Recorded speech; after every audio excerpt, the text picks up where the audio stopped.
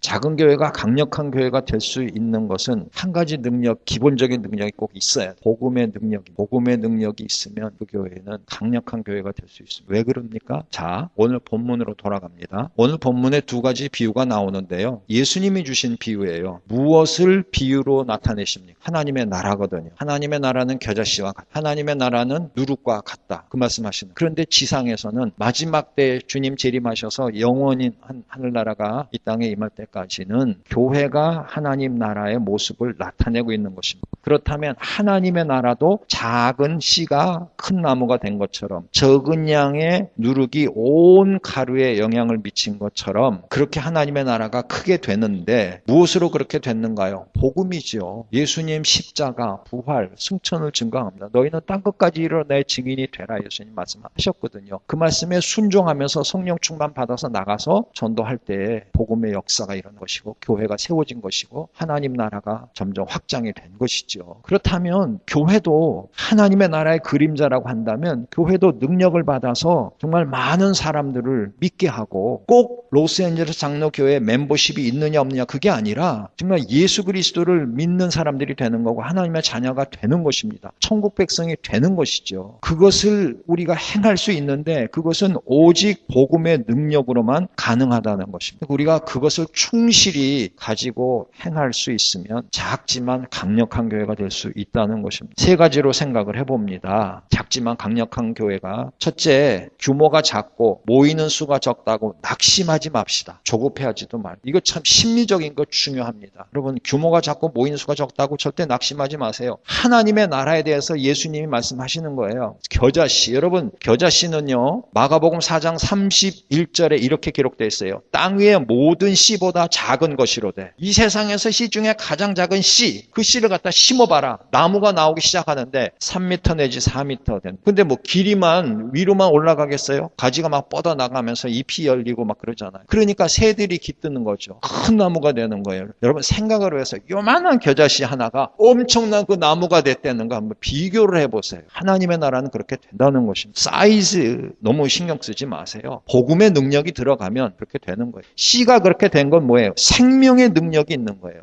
씨 속에 그 조그만 씨 속에 우리 눈에는 안 보이지만 하나님이 정말 창조의 신비예요. 그 조그만 씨 속에 생명의 능력을 주신 거예요.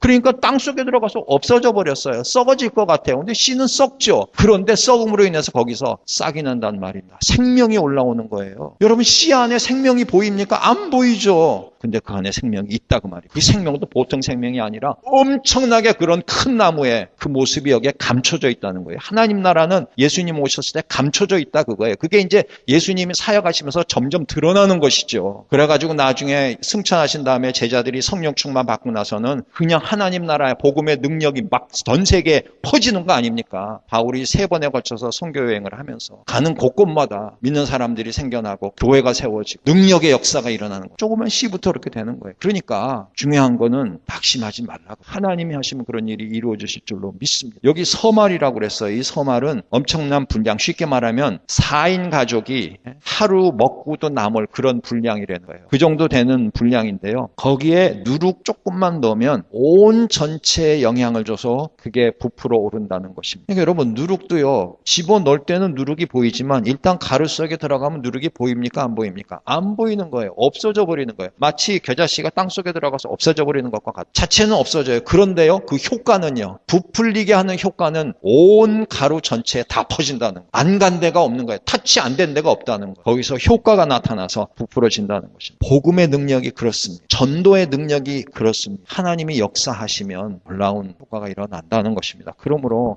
여러분 작다고 적게 모인다고 낙심하지 마세요. 작은 교회, 기독교 존재 이유 전할 대안이다. 생명 평화마당, 작은 교회가 희망이다. 한국에서 이런 세미나가 열렸다는 거예요. 그 첫째 말이 내가 너무 좋아요. 작은 교회의 최종 꿈이 굳이 큰 교회여야 할까? 저마다 작은 교회는 언제 우리는 저 사랑의 교회처럼 되나? 우리는 언제 저 온누리 교회처럼 되나? 그러고 있으면 너무 힘들다는 것입니다. 작은 교회들이 모조리 대형 교회를 꿈꾸며 그들을 모방하기에 급급해 한다면 교회는 더 이상 교회가 아닌 세상 속의 흔한 협회 혹은 자선단체로 전락하고 말 것이다. 그런 의미에서 지난 주말 열린 작은교회 박람회는 성장 논리에 매몰된 한국교회의 진정한 교회 존재의 이유가 무엇인지 보여주고 미래의 대안을 제시한 자리였다. 그 다음에 한 문단 두 문단 내려가서요. 생명평화마당 공동대표 그 줄을 보세요. 한국교회는 목사의 크기는 교회의 크기에 좌우된다. 자, 그 다음에 한 줄 내려가서 하지만 언제부터인가 이런 현실을 아파하되 실망치 않고 제자의 삶을 살기로 작정한 건강한 목회자와 평신도들이 여기저기 교회를 읽고 희망을 본다. 그 다음에 두 줄 내려가서요. 이럴 때 예수정신에 입각한 성장이 아닌 성숙을 향해 나아가는 작은 교회들이 모여 기독교의 존재 이유를 새로운 방식으로 천명하는 것은 중요한 전환점이 될 것이다. 그래서 작은 교회 세미나를 한 거예요. 제가 이 글을 읽으면서 위로받은 거는요. 낙산, 밑에서 두 번째 문단에 보면 낙산교회라는 교회가 있어요. 종로구 동숭동. 위치 좋습니다. 강북에 좋은 위치예요. 그런데 30명 모인다고 그래요. 그 교회 역사는 30년 가까이 됐다고 그럽니다. 자, 여러분 생각해 보세요. 대한민국, 한국, 서울 아주 좋은 자리에서 30년 된 교회가 30명 모인답니다. 아니, 왜냐하면 대한민국은 천지에 널린 게 한국 사람 아니에요. 안 그래요? 전도 그냥 나가서 그냥 하면 되잖아요. 우리는 한국 사람을 찾아다녀야 되잖아요. LA가 그렇게 한국 사람이 많아도 말입니다. 우리 여기 일단 나가면 전부 외국 사람 아닙니까? 그러니까 한국에서 30년 된 교회가 30명 모였다. 뭐 실망하지 마시라 그 말입니다. 여기 안주하면 절대 안 됩니다. 자기 변명이나 하고 합리화하고 그러는 말씀이 아니라 이런 교회도 있다는 것입니다. 작은 교회만이 할 수 있는 일들이 있대요. 그런 걸 내세워서 하자는 겁니다. 뒷장에요. 대화마당 큰 글 있는 바로 밑에 줄에 작은 교회 성도와 목회자가 참여해 작은 교회만이 할 수 있는 일들을 나누는 시간 마련됐다. 그래서 그 다음에 쭉 내려가면 넘어서 교회, 과천 영광교회 그런 사례가 있습니다. 여러분들 읽어보시고요. 맨 마지막 줄을 내려가서 작은 교회는 교우 간의 인격적 만남을 중시하며 교리가 아닌 삶을 나누고 세상 안에 있으되 세상 밖을 사는 대안적 신앙 양식을 창출해 기독교의 존재 가치를 높일 수 있다. 중요한 거는 작은 교회가 특성을 살리되 교인들끼리 우선 정말 친교를 나누고 사랑을 나누면서 교인들이 합해서 제자의 삶을 살라는 그런 이야기입니다. 중요한 것은. 여러분 박심하지 마세요. 그리고 그냥 수 늘리려고만 목적이 수 늘리는 데 있으면 안 됩니다. 수 늘리는 거는 파생 효과가 돼야 됩니다. 여러분 사도행전 2장에 나오는 초대교회 예루살렘 교회 폭발적인 부흥을 할 때도 그들이 수를 늘리기 위해서 나가서 노방정도 시작한 거 아닙니다. 성령 충만 받은 다음에 2장 42절로 47절을 보세요. 그들이 우선 날마다 모였고요. 날마다 모여서 찬송했고요. 날마다 모여서 성경 말씀 연구했고요. 날마다 모여서 떡을 뗐고요. 날마다 모여서 성찬식 해간 거죠. 떡을 떼는 거. 그 다음에 음식을 나눠 먹었습니다. 그렇게 했더니 딴 사람들이 보고 저 사람들 뭐야? 뭐 하는 거야?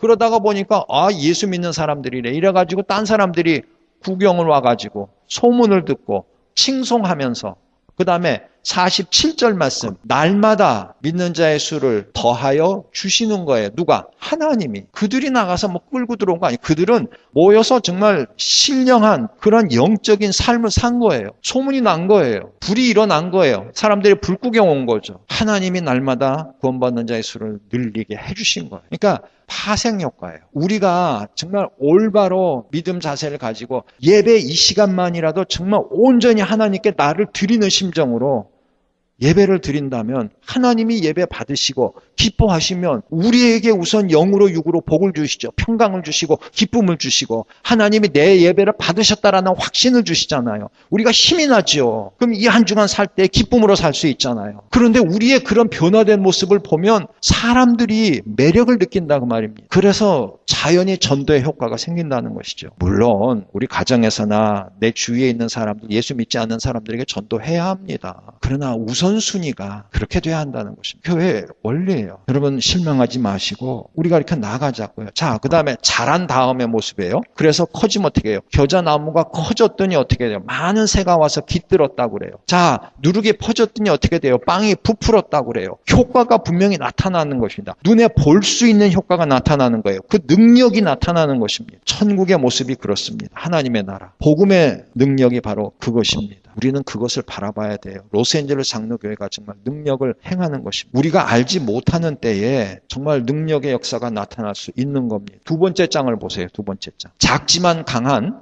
강소형 교회가 미래 목회의 대안이라고 그랬어요. 나 강소형 교회라는 게 나 정말 이 말을 처음 듣게 된 건데요.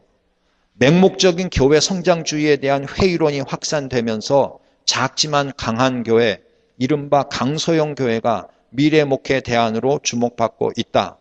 목회 전반에 대한 교회 리빌딩 작업을 통해 패러다임 전환을 시도하는 강소형 교회 세우기 컨퍼런스가 열렸다. 그 다음에 쭉 밑으로 내려가서요. 강소형 교회는 성인 80에서 150명 정도의 성도들이 안정적으로 출석하며 교회의 사명을 잘 감당해 나가는 작지만 강한 교회를 말한다.